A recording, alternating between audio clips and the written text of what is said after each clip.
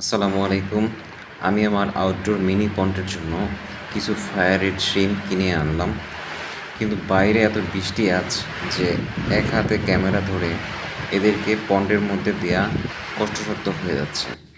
যাই হোক, শ্রিম্পগুলোকে পানির তাপমাত্রার সাথে সেট হওয়ার জন্য কিছুক্ষণ পানিতেই রেখে দিলাম। বাইরে অনেক ঠান্ডা, সুতরাং পানিও অনেক ঠান্ডা আছে। গত 2 দিন যাবৎ প্রচণ্ড বৃষ্টি হচ্ছে।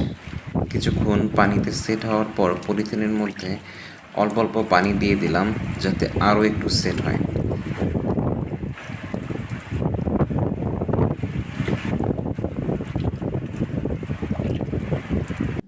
এরপর এদের মুক্ত হওয়ার পালা। একে একে সবাই বেরিয়ে আসছে নতুন আবাসস্থলে। আশা করছি এরা ব্রিডিং করলে অন্যান্য মাছের সাথে সাথে এদেরকেও আপনাদের দিতে পারবো। এদের বা অন্যান্য মাছের পরবর্তী আপডেট জানতে ফলো বা সাবস্ক্রাইব করে আমাদের সাথেই থাকুন। আপনাদের ছোট একটা লাইক আমাদের জন্য অনেক বড় অনুপ্রেরণা। ধন্যবাদ সবাইকে।